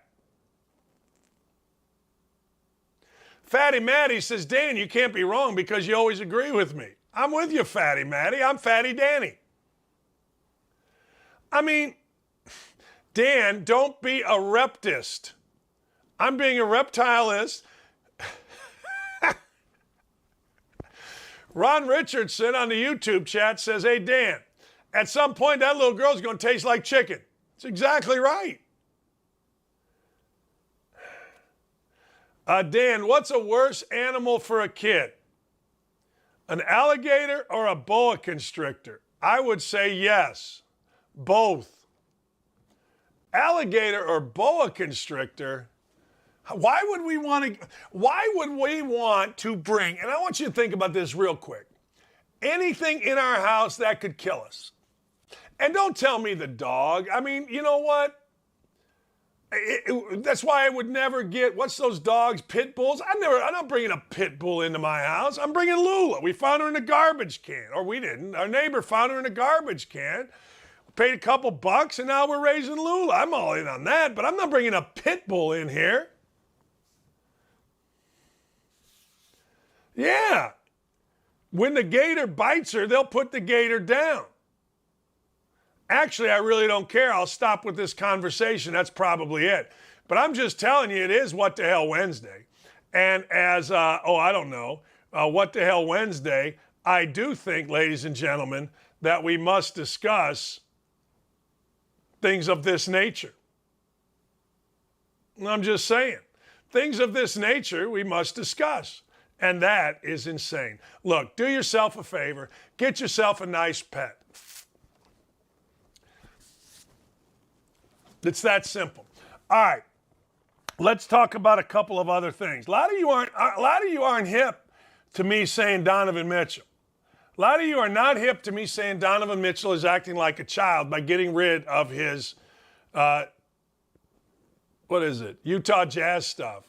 Look, my son doesn't coach at Elon anymore, but I got no problem wearing the Elon Phoenix. Actually, it's as much for Elon Musk as the Elon Phoenix. If it fits, let's go. That's as simple as I can make it. If it fits and it's comfortable, I'll wear anything. I mean, I don't even give a damn. I will wear it. But I'm not getting an emotional support alligator. All right, couple of things. When we come back, you know the LIV Tour isn't stopping. It's interesting. The number 2 player in the world, and that's how it goes with the LIV Tour. The LIV Tour is not stopping. They just picked up 7 players, including Cam Smith, the mulleted one. And you know what? Some of these guys are saying exactly what they should be saying. Hey, I'm making more money doing this. How can people in this country that leave jobs all the time criticize these players for leaving for the money? Now, if you want to criticize these players for leaving for lesser competition or leaving because of the Saudi government, then you do that. I got no problem with that. All right? No problem. If that's what you're going to do, do it. But you can't criticize anybody for leaving a job for more money. Hell, your favorite player does. Your favorite coach does. I don't know why that is even in the conversation. And at least Cam Smith and the rest of these guys said, look, hey, I'm sorry, but this is generational money for my children. I still get to play golf. I still get to compete like crazy. It's generational money. Hard to blame them. That's why I told my wife earlier in the show, what other show do you get the host arguing with his wife about whether he would become the porn king of Cam Soda? Cam Soda, if Jimmy G says no, you might be able to have all this for $4 million a year. And I won't touch the goods. Not that kind of guy. All right. $5, get $200 in free bets. That's right. That's DraftKings. DraftKings will get you covered with everything you want in the college professional football season right now. Bet $5. New guys, new signings. You see it right there. New customers. Bet $5 to get a quick $200 in free bets instantly. That's right. I said it. Instantly. Sign up. Put a little cash in there. Bet $5. Tell you what, you want to really win? Bet $5 on something else. Take all $200 and put it on Purdue tomorrow plus 3.5. Your toes are going to be tapping. You take out the money that you put in there and you're rolling. Keep the money that you put in there and bet more. But be careful. Gambling problem, 877-8-HOPE New York, or text HOPE-NY. There you go. Be careful. Be smart. I'm being smart. I am. I'm being really smart. And I am going to tell you what my bets are every day at the end of the show, where I am at. Last night I lost $25 because the kid that beat Nadal in the first set was plus 600. I was going to watch the match. I figured, you know what? For $25, pretty entertaining stuff. Nadal did what Nadal was going to do. He crushed him, and I lost $25, but okay. What are you going to do? Actually, it was 20. It wasn't 25. I was going to win about 150, something like that. Whatever 6 times is, 125. It's fine. Yeah. All right, we come back. The LIV Tour, and my man Ryan Burr, who did College Football Tonight Forever, he's going to get us ready on the LIV Tour. He's going to crush the Colts. He's going to tell you who to bet on this weekend in, not golf, but he's going to tell you who to bet on in college football when we come back with the great Ryan Burr. What's up, guys? It's Tommy, and if you missed my last show, you may be experiencing some FOMO, so this is what you missed. In the case of Sydney Sweeney, don't even get caught throwing a birthday party for your 60-year-old mother that has even slight undertones of Donald Trump. And whatever you do, do not invite a guest that might support law enforcement because the internet will lose its marbles. Yes, this is a real thing, and it trended for hours on Twitter yesterday. Turns out Sweeney threw a surprise hoedown-themed birthday party for her mom that included hats that said, "Make 60 great again." And get this, she posed for a photo next to a friend or a family member who wore a Blue Lives Matter shirt. The horror, I know, lock that woman up. Just because no one has ever thrown a Joe Biden-themed anything, other than maybe a funeral, doesn't mean liberals get free rein to shame the Sweeney family.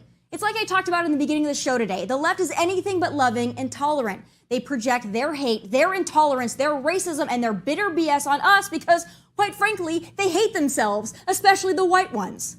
So go throw a pity party or a justice riot or post a black square and get over yourselves because you're not that special. Over the weekend, I don't know if you saw, but there was a big dust-up, a big debacle involving the wife of Jason Aldean, Brittany Aldean, who she posted, a little video saying that she's glad her parents didn't change her gender when she went through a tomboy phase because she loves being a girly girl. Yeah, was it a little bit, pointed? Yeah, it certainly was. But there were a couple other country artists, Cassidy Pope, Maren Morris, and a few others that were very, very triggered by her statement. And they didn't take the advice of Michelle Obama. They did not go high. They went lower than low, calling Brittany Aldean Insurrection Barbie, saying she's disgusting. I've got more hot takes every Monday, Wednesday, and Thursday night, and I'll have some final thoughts at 7 p.m. Eastern right here on Outkick.com.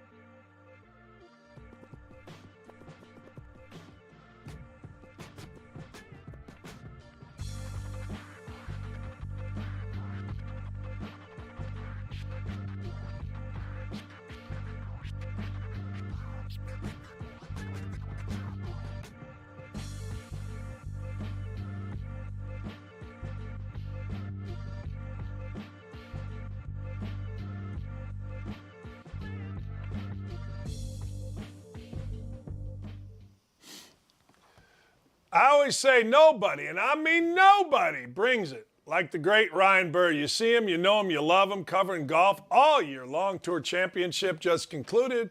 Rory McIlroy was the big winner. Hey, Coach Burr, Rory McIlroy had himself a hell of a time, right? I mean, he wins this deal. He's got a new league or something for him with Tiger, and he's kind of been the pulse of the PGA Tour standing up to the LIV Tour, no? Yeah, I mean, it worked out, Double D, about as good as it could work out. And the PGA Tour, I mean, I don't know if it probably wasn't on this particular show, but I know I told you, I believe in March or April, that I thought Scottie Scheffler was a really good player, but not a generational player that many people were putting him in. I think you and I actually made a wager that you've now lost. He would not win again before the Tour Championship was over. So I look forward to collecting that 1,000. But, Scheffler completely disintegrated and Rory took advantage. That's golf, right? I mean, he blew a 6-shot lead. The number one player in the world blew a 6-shot lead. He wasn't even making Rory make birdies. He was just making Rory make pars because he couldn't make a putt inside 8 feet, Scheffler, that is. And McIlroy was the gigantic winner of the big cash at the end. The PGA Tour, as far as your other question, he and Tiger have a league. I mean, the PGA Tour had to do something which is match the money and the chances to make money for their stars compared to the stars that are being poached from the LIV. And, that's what's happening. If you're on the PGA Tour now and you're one of the 20 best players, you're going to make unprecedented money. If you're outside the top 20 on the PGA Tour, it's almost like we don't think you're going to go to LIV, and it's going to be really tough to make money here. So it's going to be interesting, but there's no doubt that the Tigers, the Rorys, the JTs, the Spieths, the big names on the PGA Tour are going to make incredible amounts of money as this competition has raised the stakes to decide where the best players ultimately play.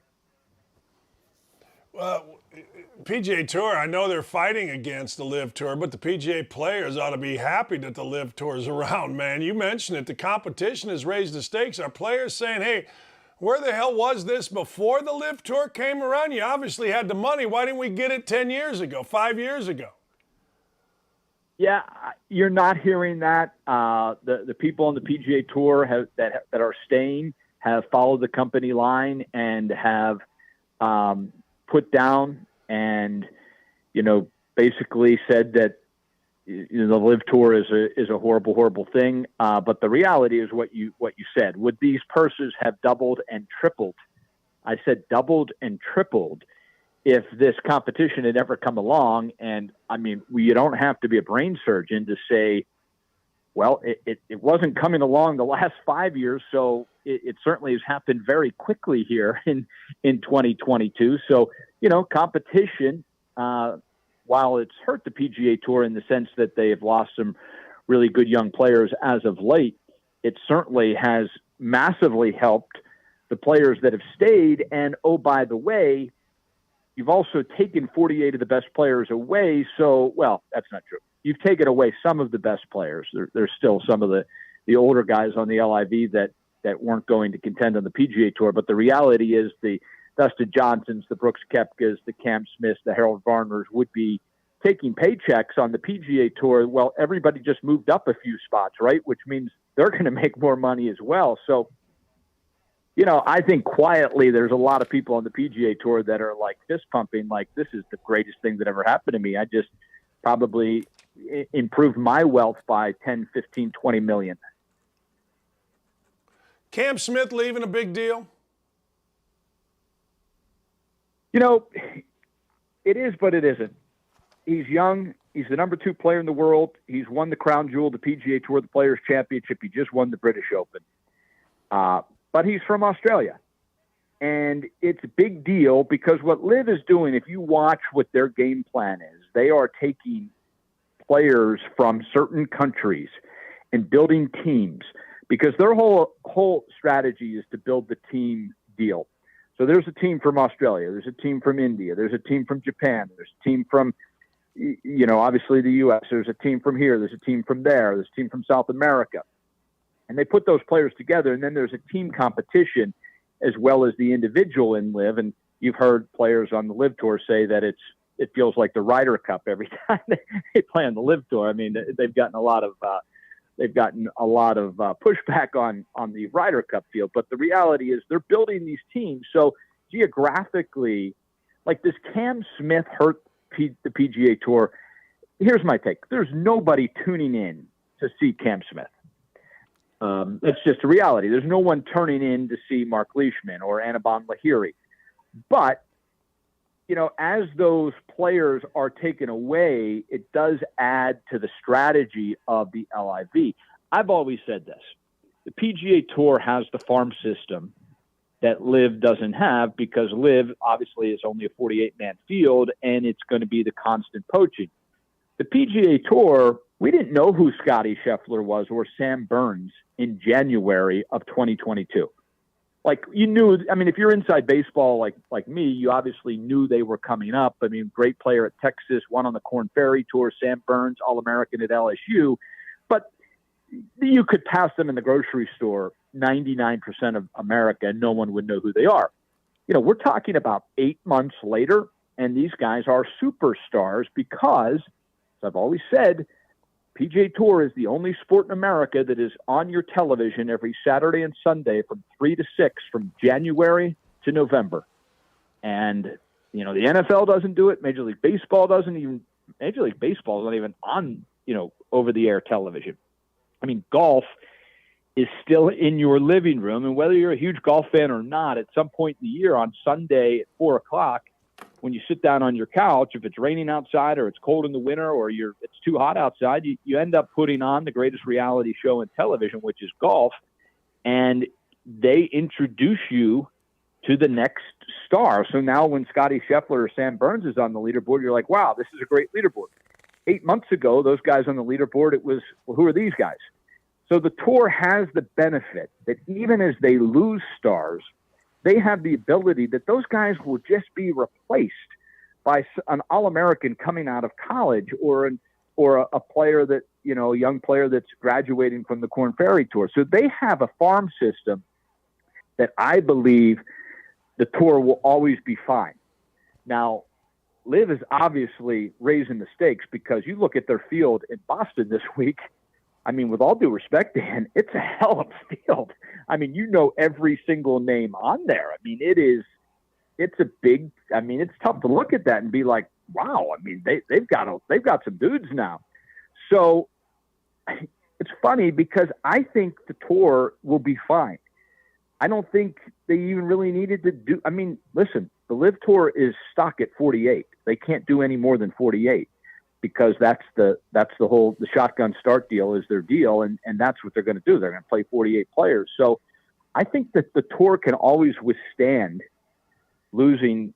I mean, there's really not a whole lot of spots left now that Bubba and Harold Varner and Leishman and Cam Smith have gone. I mean, the next thing that happens is you start taking guys out of the field that you've paid a bunch of money to go to your tour, and now they're on the sidelines not playing. That's not a great business model either. So I think we're settling in. LIV ultimately needs a television deal. If they get it, I think they're in really good shape because I think the team thing is interesting, and I think it could work. I don't think the tour has anything to worry about, though, because I think the tour has a benefit that is just going to keep creating stars. So is it good for golf? It's competition, so it's raised the stakes for sure. That's undeniable. It's not great that you're not going to see these guys on the same leaderboard on Sunday, but you still have the four majors that they'll all theoretically be playing on the same course. What is Rory and Tiger's league? What is this league? What is it? Yeah, it's a team thing. Essentially, it looks a lot like Top Golf, but they have gotten. It's a way. This is what you're talking about. So the PGA Tour has always said we will not pay our players to come play. That's always been the deal is you've got to pay your own way there. You got to pay your own hotel. You got to pay your own food. And if you make the cut, we will pay you part of the purse. But there's no appearance fees on the PGA Tour. There's nothing like that. I think this is a combination of two things. So the PGA Tour players have bought in because it's Tiger and Rory. It's essentially going to be team golf on national television in prime time playing Top Golf. And it's a way to just continue to give millions of dollars legally to the players that have stuck around on the PGA Tour, which is another way to incentivize them to stay on the PGA Tour. So, whether it works or not, it could be the most exciting thing on Monday night TV we have, or it could be a bust. I haven't seen it. I've seen images of it. I know the concept. It could be great. It could be great. The reality is, though, the players that go on Monday night and play it, because there'll be all these different teams with PGA Tour players, they're going to be getting paid millions of dollars. So it's another opportunity to stay on the PGA Tour. We now have a way where you can just show up and get paid. What put me in the camp. I don't like team golf things. I mean, I like the Ryder Cup. I like that, but I don't know. I don't know. Put me in the camp of. I like the PGA Tour. I'll watch the LIV Tour if it ever gets on TV, but I don't want to watch Top Golf. Although I must say, I don't mind watching Brady and Josh Allen and those guys. Speaking of football, bring it, big boy. Ohio State, Notre Dame. You seen anything there that you likey? Oh yeah, this is a lock of all locks. I mean, the Vegas is trying to keep up with how big of a mismatch this is. Notre Dame out over their skis, new coach, Columbus. Ohio State is absolutely loaded for bear. They have the likely Heisman Trophy winner in C.J. Stroud. It's a matter, they'll put up as many points as they want. The spread now up to 17. I still don't think it's anywhere near enough. I like Ohio State 45, 24, 45, 17. You know, it's Notre Dame will make some plays defensively. I don't see them offensively being able to do much. And the reality is Ohio State, you can't stop them. You can't stop their offense. It's unstoppable in the college game. And they're going to be a video game and put up 45, 50 points on Notre Dame, and that's going to cover the 17. So I'm excited to get the win early on. I'm excited to pad the bank account. I'm excited to get the season off 1-0. And, you know, the real question we face now is how long will I go undefeated in the college game? I mean, can we make it to November without missing a pick? Can we make it into December? Can we get to the bowl games at 45, 46-0? I mean, that remains to be seen. You got any other picks, big boy, or are you just taking a big one? I'm taking the big one because I think it's the best game on the board. I find the most intriguing game of the week is Utah at Florida. You know, going to the Swamp, Utah, a top 5 team in the country, the spread. I mean, the Gators are getting points at home in the Swamp at night with a new head coach that replaces Dan Mullen, who was, you know, an unmitigated disaster at the end of his tenure there. Just not head coach material, good offensive coordinator. This guy, by all accounts, is, you know, he's hard-nosed. Go ahead. Dan Mullen won pretty good at Mississippi State. Get off Dan Mullen's ass. He's a really good offensive coordinator. He's not a head coach. He's on the sidelines. He'll be a great offensive coordinator again. If somebody hires him a head coach, it won't work. That's just, you know, reality of the college game. Good guy, good family, not big-time Power 5 head coach material. Really good offensive coordinator. He gets with the right guy. Even you put him with like someone like Saban, I mean, he'd be amazing. You put him with Urban, he was amazing. But when he's got to run the show, recruit, his recruiting was a disaster at the end. I mean, it got ugly. He could not get players to come to Florida, and as soon as he left, good players are streaming back into Gainesville. So, you know, the proof's in the pudding. I know he's your boy. I'm not disparaging him as a person or his family. I think he's a great offensive mind. I just don't think he's really offensive or head coach material. I think he proved that at Florida. I'm talking at the highest level. You know, Florida's a team that bases their season on, do they win a national championship? Now, whether that's right or wrong, that's how they feel in Gainesville. And he's not that guy. And that's a big time job. It's one of the top probably 6 jobs in America. That's where Dan Mullen was. He was at the top 6 job in America. You put him in the 20s, he could probably succeed. Like you said, at Mississippi State, you put him in the 30s or 40s, he'd probably be really good, where you have to win 7-8 games to have a good year. You put him in one of the top 10 jobs in America, that's not him. How did it go on a referendum on Dan Mullen? And by the way, while you were talking, I texted him to come on my show tomorrow. Anyway, you like my Colts still? The number is 9. 9 is the over-under number. Come on. Yeah, I like the Colts over 9. But I think the Colts are as fraudulent a contender as exists in the National Football League. I think their division 9 is real doable. Matt Ryan against bad teams, real doable. Defense good. Jonathan Taylor. Are they a contender with Buffalo, Kansas City, the Chargers, the Ravens, the Bengals? I mean, I can go down the line. They're not a contender. They're not a contender. They cannot win the Super Bowl. They cannot make the Super Bowl. But can they go over 9 games? Yeah. Can they win the division? They better. It's a horrible division. It's a disgraceful division. I agree. And Jackson. Yeah, I mean, agree. that's what I'm saying. Actually, I like the 9. But, I mean, if I'm putting them on the AFC Power Rankings, though, now you just raised the number on me. I like the 9. Keep it at 9. Well, the number according to DraftKings is 10. How are you for 10? You get a little protection there, right? You get a little protection. Yeah, I mean, there's 17 games now. I mean, 10's probably about right, but still that division is so horrendous. you're playing 6 times in the worst division in football. So that means you've got to win, 4 or 5 games outside of your division. They've got a couple padded wins. I would still probably, I put it at 10-2. So that, those people are really smart. I think it's about 10, but 10-7, I'll actually still take the over. But understand me when I tell you they are not a contender. They're not a contender in the AFC. They may have a really good record, but they have 0 chance of unseating the Bills, the Bengals, the Ravens, the Chiefs, the Chargers.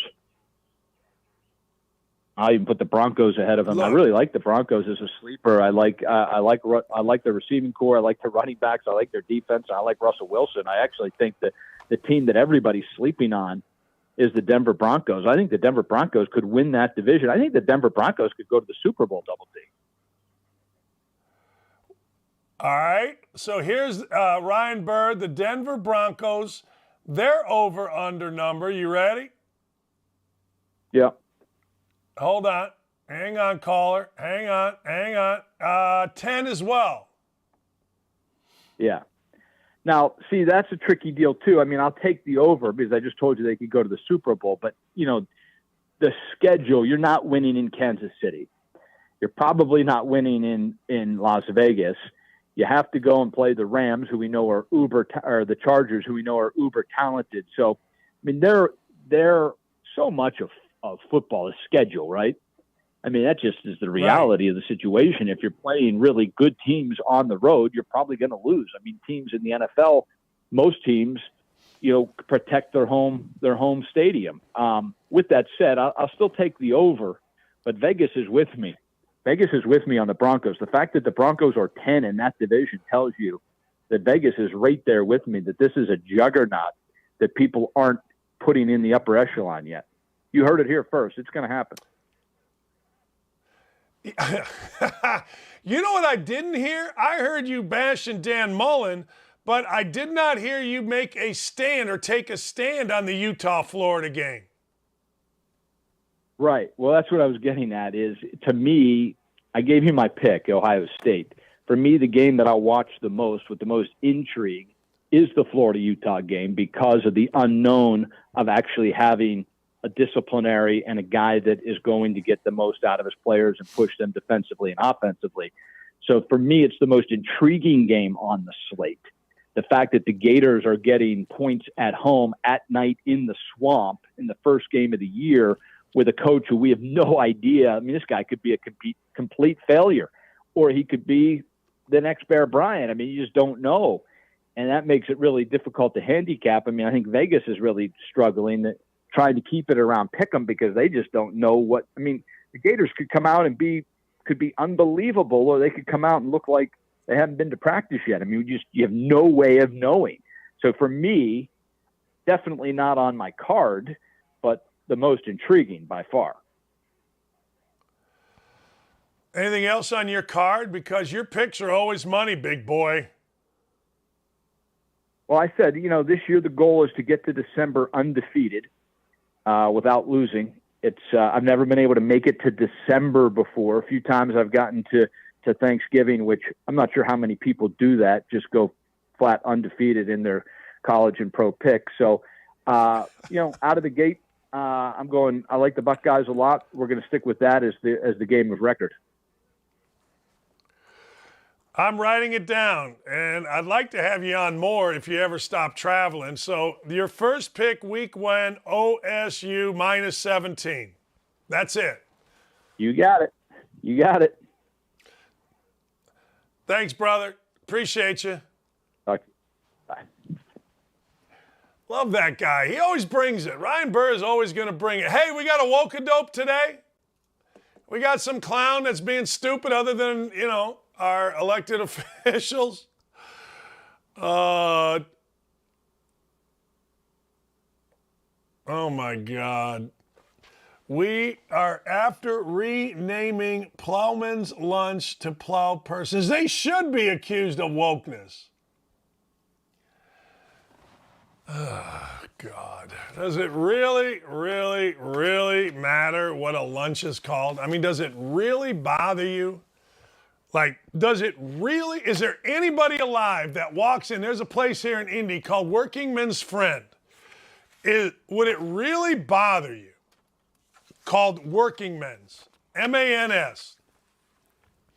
Like, would you go and say, look, I'm so sorry, but we really have to rename this to Working Persons?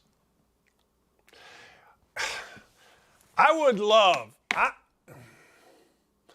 I don't think I'm ever going to be in a position where we do something like that, have a name.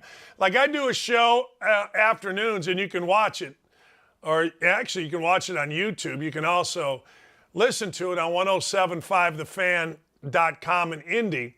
And on Tuesdays, I do something called Biggins. Biggins is where we celebrate us fat people. Like, I understand that fat people, we're not allowed to say it. Fat people are now, glorified. I got to tell you, being fat's a mother. I wish I wasn't. I think about it almost every day on the hour. And then I get home at night and then I got to eat and I stay fat. Fat leads to health problems. Fat leads to high blood pressure, diabetes, bad joints. I will not ever be among those that says, well, look, you're body shaming me if you call me fat. I will celebrate big people. I will celebrate biggins on my show. I've had a few people, well, you shouldn't do that. You're making fun. No. I'm celebrating. There's a big difference. But I'm not going to put an ad campaign out and say, hey, look, being fat is healthy. No, it's not. Never has been, never will be. I wish I wasn't. I'm not fat from here. I'm fat from right here at the stomatchy, right there to under the stomatch. It's going to cause me to die early, and I wish and I hope at some point in my life that I can get rid of it, but I can't. I don't know why. It just will not go because I keep eating. So people bitched, whined, and moaned about, you know what? Oh, I shouldn't say that. I'm sorry. I'm not supposed to say that phrase. People complained about me saying biggins. I don't care. I'm not apologizing. People call in. They tell me how big they are. They answer a question. They get a triple X shirt or a quadruple X or a 5X. It is what it is. Don't at me. But I'm certainly not going to put some 700-pound model in some frickin' scampy underwear and say, hey, look.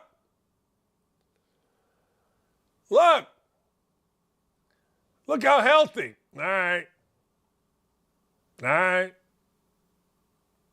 Anyway, hope everybody has a great day. Thank you for listening. Retweet our stuff. You guys aren't doing it good enough. Just a team effort. Come on, Sean Black, retweet stuff. Let's go. Let's get it out there. You guys that enjoy me, I guess, every day. Tweet. You got all this every day. Retweet our stuff. Let's get up to hundreds and hundreds of thousands of people. You've made this show successful, and I very much appreciate it. I do. I very much do. Tomorrow, we're going to get you set gambling this weekend. Hammer Time will be off.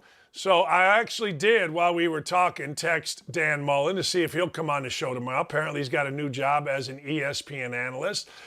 I always liked his wife, Megan. She was a news anchor in Toledo when I was a basketball coach. So we'll see if we can get Danny Mullen on. We're going to get the guy. Hey, we got to get the guy that agrees with me on Purdue, the Outkick bets guy. Because if you agree with me, then you're a damn genius. What are we talking about here? I got Herbie on my afternoon show. I got Dave Repson on my afternoon show. Come on over, 1075 The Fan. And then, you know what? Come on right back here at Outkick 360 with Kuharski, Jonathan, and Chad and the fellas as they get you ready for what is going to be an unbelievable weekend. It starts tomorrow with Aiden O'Connell taking on Penn State as the road to a Heisman. The road to an Aiden O'Connell Heisman starts tomorrow. Tonight we got Serena, baby. Serena takes on the number 2 player in the world, and I'm taking Serena. Johnny Mack told me on TV, he said, look, Serena's playing the number 2 ranked woman in the world, and she's having trouble, the number 2. If Serena finds it, like she did the other day, I might be winning some money, but Serena's plus money. You kidding me? All right, have a great afternoon, everybody. Enjoy the rest of your day. It's beautiful here in Indy. Get out and play. See you. Thanks, David. That was